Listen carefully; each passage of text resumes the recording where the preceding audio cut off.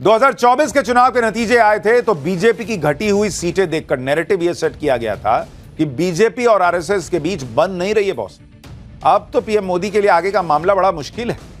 लेकिन हरियाणा, महाराष्ट्र और फिर दिल्ली की महाजीत के साथ मोदी और संघ दोनों ने साबित कर दिया कि दोनों को अलग देखना और सोचना बहुत बड़ी गलती हुई। और अब तो संघ ने पीएम मोदी के लिए 2029 का मामला सेट करने और सीएम योगी के लिए 2027 सेट करने का काम भी शुरू कर दिया है। औरंगजेब और दूसरे आक्रांताओं पर चल रहे बवाल के बीच आज सबसे ज्यादा चर्चा बेंगलुरु में शुरू हुई आरएसएस की बैठक की हो रही। आरएसएस में फैसले लेने वाली सबसे बड़ी संस्था है अखिल भारतीय प्रतिनिधि सभा और इससे जुड़े हुए लोग इस बैठक में पहुंचे हुए हैं, इसलिए इसे संघ की सबसे बड़ी बैठक माना जाता है। ऐसे में सवाल उठ रहा है कि आरएसएस ने अपनी सबसे बड़ी बैठक के लिए बेंगलुरु को ही चुना क्यों, जबकि हाल ही में दिल्ली में आरएसएस के आलीशान दफ्तर का उद्घाटन हुआ। इसके अलावा नागपुर में आरएसएस का मुख्यालय भी है। ऐसे में भाई नया दफ्तर छोड़कर बेंगलुरु में संघ की बैठक क्यों हो रही? इसे 2029 लोकसभा चुनाव में जीत के ब्लूप्रिंट के साथ जोड़कर देखा जा रहा है। माना जा रहा है कि हरियाणा, महाराष्ट्र और दिल्ली में जीत के साथ ही संघ अब चौथी बार मोदी सरकार बनाने के लिए ग्राउंड वर्क शुरू कर चुका है। क्योंकि आप अगर देखेंगे, आज बेंगलुरु में आरएसएस की अखिल भारतीय प्रतिनिधि सभा की बैठक के पहले दिन प्रयागराज महाकुंभ की गूंज सुनाई दी। आरएसएस ने महाकुंभ के सफल और भव्य आयोजन के लिए मोदी सरकार और योगी सरकार की जमकर तारीफ की। महाकुंभ के सफल आयोजन को सनातन संस्कृति के लिए गर्व का पल बताया गया। साथ ही कहा गया कि महाकुंभ के आयोजन ने पूरी दुनिया में सनातन संस्कृति का झंडा बुलंद किया। यानी पीएम मोदी ने सनातन के गौरव और देश के गौरव को स्थापित करने के लिए जो लकीर खींची है, आज आरएसएस ने भी उसे और लंबा करने का संकेत दिया। 2029 के लिए संघ ने क्या मेगा प्लान बनाया है और सीएम योगी ने किसके लिए कुर्सी छोड़ने तक का ऐलान कर दिया था, इसकी पूरी डिटेल पाठशाला में आज आपको बताऊंगा। मिशन 2029 के लिए बीजेपी की जो सबसे बड़ी दुविधा है वो दक्षिण भारत के राज्यों में लोकसभा सीटों को बढ़ाने की। आप देखिए कि इस पर भी आरएसएस ने कैसे होमवर्क शुरू कर दिया है। इस बार आरएसएस की बैठक कर्नाटक में हो रही है। इससे पहले पिछले साल अगस्त में आरएसएस ने केरल में बैठक की थी बॉस, और उससे पहले साल 2023 में तमिलनाडु में आरएसएस की बैठक हुई। यह सिर्फ इत्तेफाक नहीं है कि आरएसएस की हर साल यह बड़ी बैठक दक्षिण के राज्यों में हो रही है। दरअसल संघ की नजर दक्षिण भारत के 5 राज्यों की 129 सीटों पर। कर्नाटक में लोकसभा की 28 सीट है, तमिलनाडु में 39 सीट, आंध्र प्रदेश में 25 और तेलंगाना में 17 के अलावा केरल में 20 लोकसभा सीटें हैं। और 2024 के लोकसभा चुनाव की बात करें तो बीजेपी इन 5 राज्यों की 129 सीटों में से 29 सीटें सिर्फ जीत पाई थी। संघ अच्छी तरह जानता है कि अगर दक्षिण भारत में बीजेपी की सीटें बढ़ी तो 2029 में नरेंद्र मोदी का फिर से प्रधानमंत्री बनना कोई मुश्किल बात नहीं। भाई नॉर्थ में तो ऑलरेडी सेट है, अभी महाराष्ट्र दिखा दिया, हरियाणा दिखा दिया, दिल्ली दिखा दिया, अब दक्षिण सेट करना है। और इसके लिए यह भी चर्चा है कि इस बार बीजेपी का अध्यक्ष भी हो सकता है दक्षिण भारत से कोई बन जाए।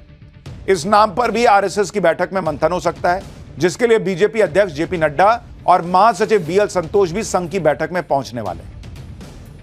यह भी देखिए कि संघ और बीजेपी किस तरह एक ही लाइन पर चल रहे हैं। जिस तरह पीएम मोदी हिंदुओं के एकजुट होने की बात कर रहे हैं, उसी तर्ज पर संघ ने भी प्लान तैयार किया है कि 2029 तक हिंदू धर्म को मानने वाली हर जाति तक पहुंचना है और हर जाति को प्रतिनिधित्व दिया जाना है। इसकी झलक आरएसएस की बैठक में एनुअल रिपोर्ट में दिखी। आरएसएस की रिपोर्ट में जिन 4 बड़े मुद्दों को उठाया गया है, उनमें उत्तर और दक्षिण भारत के बीच विवाद का भी जिक्र किया गया। आरएसएस ने अपनी रिपोर्ट में कहा है कि देश की एकता को चुनौती देने वाली शक्तियां समय समय पर सिर उठाती रही हैं। जहां भाषा, प्रांत, जाति, पंथ के नाम पर षड्यंत्र रचकर माहौल खराब किया जाता रहा। आगे आरएसएस ने अपनी रिपोर्ट में लिखा है कि दक्षिण और उत्तर भारत में खाई बढ़ाने का काम राजनीति के लिए किया जा रहा है और आरएसएस हमेशा क्षेत्रीय भाषाओं को मजबूती देने का काम करता है। अगर तमिलनाडु में है तो तमिल सीखिए, दिल्ली में है तो हिंदी सीखिए। संघ इसी विचारधारा पर काम करता है। यानी तमिलनाडु में हिंदी को लेकर जो विवाद चल रहा है, उसको लेकर भी आरएसएस ने वही स्टैंड लिया जो केंद्र सरकार ने लिया। नरेंद्र मोदी को लेकर संघ ने जो सॉलिड प्लान तैयार किया है, वो इंडी गठबंधन की टेंशन बढ़ाने वाला है। क्योंकि लोकसभा चुनाव के बाद इंडी गठबंधन ये नैरेटिव सेट करने में जुट गया है कि बीजेपी और संघ के बीच सब कुछ ठीक नहीं चल रहा।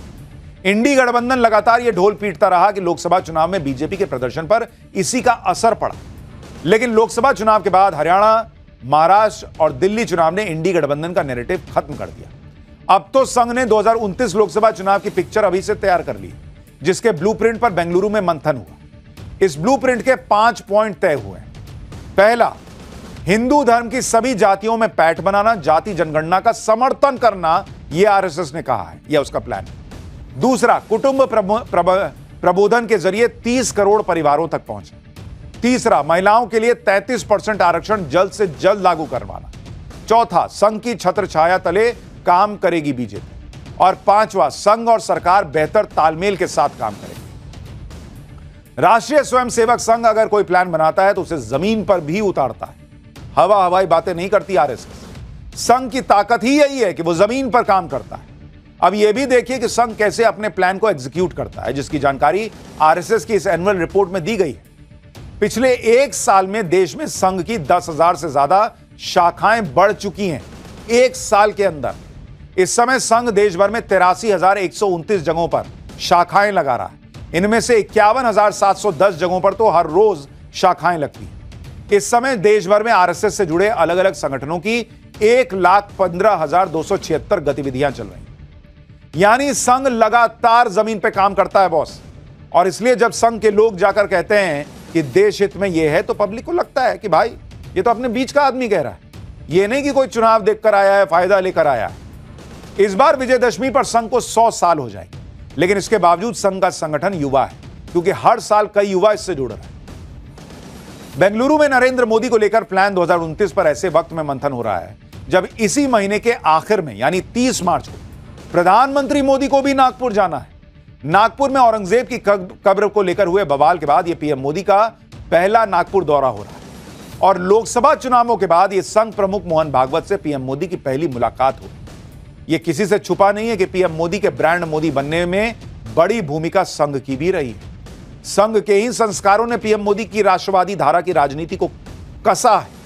संघ से अपने इसी रिश्ते की चर्चा पीएम मोदी ने हाल ही में एक इंटरनेशनल पॉडकास्ट में की थी। उन्होंने बताया था कि उनका सौभाग्य है कि उन्हें संघ जैसे पवित्र संगठन से जीवन के संस्कार मिले। और आप सोचिए कितनी बड़ी बात है कि प्रधानमंत्री मोदी 30 तारीख को नागपुर जाएंगे तो संघ मुख्यालय भी जाएंगे।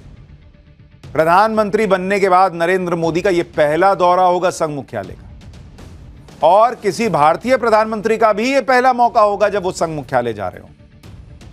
पीएम मोदी की ही तरह यूपी के सीएम योगी आदित्यनाथ को भी संघ से पुराना जुड़ाव रहा है। आज बेंगलुरु की बैठक में महाकुंभ के सफल आयोजन के लिए आरएसएस ने योगी आदित्यनाथ की भी पीठ थपथपाई, जबकि महाकुंभ को कोसने वाले इन दिनों अपने वोट बैंक को खुश करने के लिए इफ्तारी में बिजी है। सोनिया गांधी, अखिलेश यादव, जया बच्चन इंडियन यूनियन मुस्लिम लीग की इफ्तार पार्टी में नजर आ रहे हैं। लेकिन महाकुंभ को कोसने वाले इन नेताओं को आज तक राम मंदिर जाने का टाइम नहीं मिल पाया। दूसरी तरफ योगी आदित्यनाथ को देखिए, जो आज एक बार फिर अयोध्या पहुंचे थे, जहां उन्होंने रामलला की पूजा की और कह दिया कि अगर राम मंदिर के लिए सत्ता भी गंवानी पड़े तो कोई परवाह नहीं। सुनिए एक बार। मुझे कोई समस्या नहीं थी, लेकिन शासकीय व्यवस्था जिस नौकरशाही से जकड़ी होती है, उस नौकरशाही में एक बड़ा वर्ग ऐसा था जो कहता था